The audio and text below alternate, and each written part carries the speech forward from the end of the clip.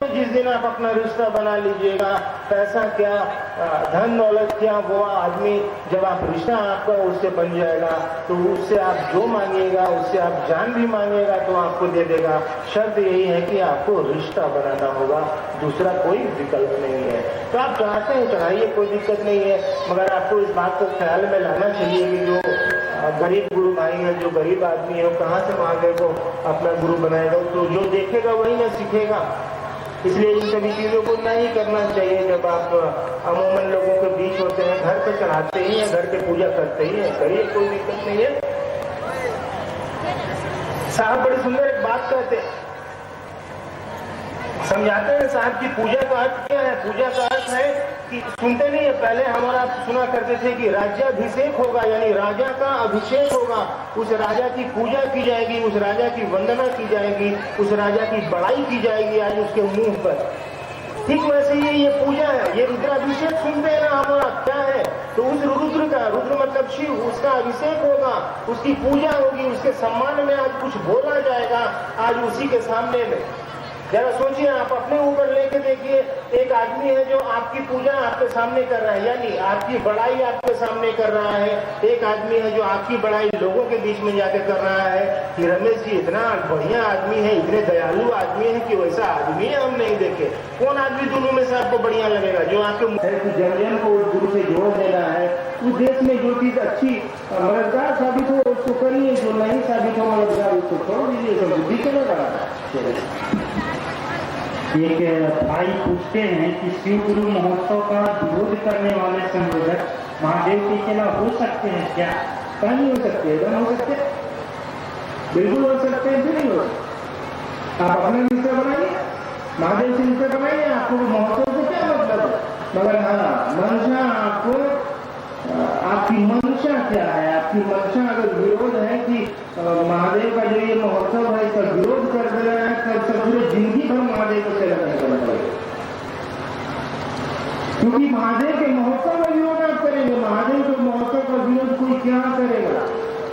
सोचिए, उस महादेव का विरोध कोई क्या करेगा? आदमी की औकात ही कितनी औकात है हमारे और आपकी, उस शिव का विरोध हम आप करेंगे? भैया शिव का कोई काम कर रहा है, उसका विरोध करिएगा तो कितनी दूरी तक विरोध करिएगा? एक नदी अगर एक प्रवाह में चली जा रही है तो बेहतर है कि उस नदी के साथ जाइए। उस नदी में अगर उल्टे आप चलने का प्रयास करिएगा तो एक न एक दिन धाराएं तेज होगी, उस नदी का प्रवाह तेज होगा, इतना तेज होगा कि आपको भी उस प्रवाह में आत्मसात करके लेकर चला जाएगा। तो प्रयास हमको और आपको करना चाहिए कि जहां तक संभव हो मदद करें, नहीं संभव हो नहींगत तौर पर पूछना नहीं है। अपने बुद्धि का उपयोग करिए, महादेव से अपना रिश्ता बनाना है, इसमें विरोध और किसी का समर्थन की तो बात ही नहीं आती है। साहब तो सीधा कहते हैं कि उस जगत गुरु शिव से रिश्ता जोड़िए, जीवन हमारा और आपका कमल क्यों समान खिल जाएगा। क्या विरोध हम और आप करेंगे? हाँ, महादेव का काम में विरोध करेंगे, उसी महादेव से रिश्ता हमको और आपको जोड़ना है तो कैसे रिश्ता जोड़ेगा भैया? महादेव के साथ चलेंगे, महादेव की बात सुनेंगे, साहब की बात सुनेंगे, वो जिस रास्ते पर चल रहे हैं उस रास्ते पर चलेंगे, तब ना वहाँ से संबंध होगा। तो किसी ने एक बार सुना नहीं, वो न्यूटन ने पता नहीं किसने फॉर्मूला दिया कि E बराबर mc² या पता नहीं, बहुत सारे फॉर्मूले आज धरती पर हम और आपके सामने है। उस फॉर्मूले से अलग जाइएगा तो कहाँ से हिसाब प्रूफ होगा? उसने लिख दिया है, वो फॉर्मूला बना दिया कि a + b का होल स्क्वायर बराबर a² + 2ab + b²। अब ये फॉर्मूला पूरी धरती के लिए हो गया, अब दूसरा फॉर्मूले का इजाद नहीं होगा। न्यूटन जो दे के गया उसी पर हमको और आपको हिसाब बनाना होगा, और भी जितने वैज्ञानिक लोगों ने खोज की है उसी के पीछे हमको और आपको चलना होगा, उसके पीछे हमको और आपको चलना है। बुद्धिमानी इसी में है हमारी होगा, क्योंकि समुद्र का पानी खारा है। किसी आदमी ने कन्याकुमारी में जांच लिया कि समुद्र का पानी खारा है, आप कह रहे हैं कि नहीं हम भी टेस्ट करेंगे। भैया, आप टेस्ट करने के लिए पूरे समुद्र के पानी को क्यों उबाल रहे हैं, या क्यों बाल्टी से बाल्टी आप भरने का प्रयास कर रहे हैं? वो तो कहीं कभी नहीं भरेगा। उसका स्वाद जो है समुद्र के पानी का सभी जगह एक जैसा होगा, खारा होगा, उसमें कोई फर्क नहीं होगा। तो साहब ने जब हमको और आपको बता दिया, 3 सूत्र दे दिए, तो हमको और आपको अपनी बुद्धि का इस्तेमाल कम और इन 3 सूत्रों का इस्तेमाल ज़्यादा करना चाहिए। कभी विरोधाभास किसी के प्रति, आदमी के प्रति, समाज में किसी के प्रति नहीं आएगा। अगर आएगा भी तो धीरे धीरे खत्म हो जाएगा। चलो, एक भाई पूछते हैं, शिव गुरु पर चर्चा गांव में जो होता है, घर घर में जो शिव गुरु है, उसमें भैया का भजन एवं आरती जरूरी है या नहीं, समझाएं। भैया का आरती जरूरी है या नहीं? बिल्कुल जरूरी नहीं है। क्यों जरूरी है? मैंने तो अभी एक पूरा उदाहरण आपको दिया ही दिया। कोई जरूरी नहीं है। आप बड़का बड़का श्लोक पढ़िएगा 3-3 किलोमीटर का, पोथा निकाल के और ये निकाल के और उपनिषद निकाल के, वेद निकाल के, शास्त्र निकाल के, कितना को समझ में आता है? पहले समझाइए हमको, खुद ही समझ में आता है, पढ़ भी नहीं पाता मैं तो ऐसा आचरण क्यों प्रस्तुत करना, झूठ मूठ का क्यों पाठ करते रहना, या 50 श्लोक मन से बोलना, या इस तरीके से बोलना कि जो सामने और सुनने वाला है वो सूत जाए। साहब ने सीधा निर्देश दिया कि भैया आपको महादेव के काम में जो चीजें मदद करती हैं वो करिए। यानी आप कहीं जा रहे हैं, अगर आपको लगता है कि सामने वाला आदमी को 1 रुपये का चाय पिला देंगे तो महादेव को अपना गुरु बना लेगा, आपके पास स्पेयर में अगर है 1 रुपया तो पिला दीजिए। आपको अगर लगता है कि चाय पिलाने से महादेव को अपना गुरु बना लेगा तो चाय पिला दीजिए। आपको ऐसा लगता है कि आरती करने से और भजन गाने से यहाँ जितने लोग बैठे हैं सब महादेव को अपना गुरु बना लेंगे तो करिए, क्या फर्क पड़ता है? मगर एक बात में जान लीजिए कि साहब ने जो हमको और आपको 3 सूत्र दिए हैं, भैया इससे बाहर कुछ नहीं है।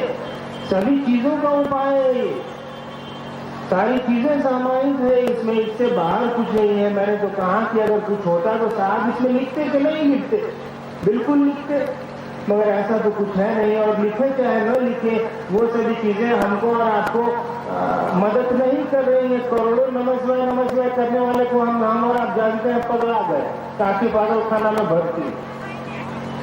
तो 2-3 अरब नमस्कार किया, काके पागल खाने में भर्ती हो गए। तो नमस्कार भी तो 2-3 अरब कर लीजिएगा तो कुछ नहीं होने वाला है। कितना आरती कर लीजिए हम और आप, क्या होने वाला है? इतना तो किया हम और आप, फिर भी कुछ नहीं हुआ।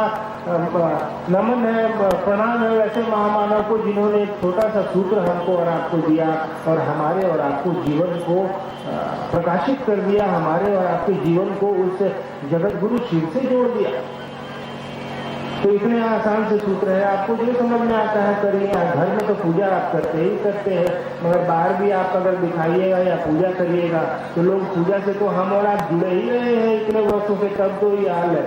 मैं पूजा करने के लिए मना नहीं कर रहा, समझ लीजिए इस बात को। आप पूजा करते हैं तो घर में करिए, कोई दिक्कत नहीं है, मगर साहब सिर्फ 3 सूत्र दिए हैं और हमको और आपको इन 3 सूत्रों से बाहर बताने का कुछ भी अधिकार नहीं है।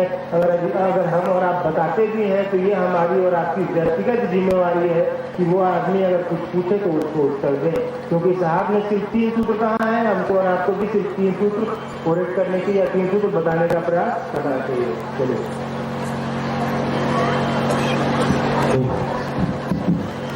एक भाई पूछते हैं कि जय महादेव के उच्चारण घोषणा करने पर कुछ गुरु भाई बहना मना करते हैं, जगह जगह महादेव कहने से भी रोकते हैं, तो कैसे और किन नामों से उच्चारण करें? उच्चारण करने के लिए कोई कहता ही नहीं है। गांव में एक आदमी जा रहा था, साहब सुनाते हैं कहानी, वही जा रहे थे। साहब सुनाते हैं बड़ी सुंदर कहानी, सामने से एक चचा आ रहे थे तो साहब ने खेल रहा था। उनके पिताजी ने यानी मेरे दादाजी ने उनको कहा, हरिंदर जी, थोड़ी देर के बाद दादाजी ने कहा कि हरिंदर जी चाचा जी को पानी पिलाइए या पिलवाइए। फिर वो कहे बस लास्ट टाइम से बाबूजी, एक बार फिर कवर कर ले रहे हैं, उसके बाद पानी दे रहे हैं। सोचिए ये इस दृश्य को देखिए कि हो क्या रहा है। साहब अगर सचमुच में उस आदमी को चाचा समझते तो एक ही बार में पानी उठ के पिला दिए रहते। संबंध बनाना होगा हमको और आपको, रिश्ते जो हमने और आपने बनाए हैं उस पर खड़े रहना होगा। जय महादेव बोलने से कोई जरूरी नहीं कि हमारा और आपका प्रणाम उस महादेव तक पहुंच ही जाए। साहब ने विधि बता दी है कि प्रणाम करने के लिए आप नमः शिवाय का सहारा लीजिए ना, या ताकत है तो आप गुड मॉर्निंग बोल के भी प्रणाम कर सकते हैं, गुड इवनिंग बोल के भी प्रणाम कर सकते हैं, ताकत है तो करिए। इन सभी चीजों को बिल्कुल छोड़ना चाहिए हमको और आपको। जय महादेव आदमी आ रहा था, फोन पे एक आदमी ने कहा जय महादेव, इतना कस के हमको अंदर से गुस्सा करा के मत सोचिए, बड़ी कस के हमको इनके अंदर से हम गाड़ी में बोले लेकिन बताइए कहाँ से, बेगूसराय को अब कहाँ से धर लिया जय महादेव का। हमको बोला फोन पर जय महादेव, हम कुछ बोलने नहीं दिए उसको। तो इन सभी चीजों को छोड़ना चाहिए, क्योंकि हम और आप जैसे ही किसी चीज को अपनाएंगे सभी लोग जो है उसी चीज को करना शुरू कर देंगे और इन सभी चीजों से कोई फायदा नहीं होता। प्रयास करना है कि जितना ज्यादा से ज्यादा हो सके महादेव की चर्चा हम और आप करें। अरे लोग कॉपी करें, लोग अगर किसी चीज से कुछ सीखे तो हमको और आपको तो चाहिए कि ये चर्चा हम और आप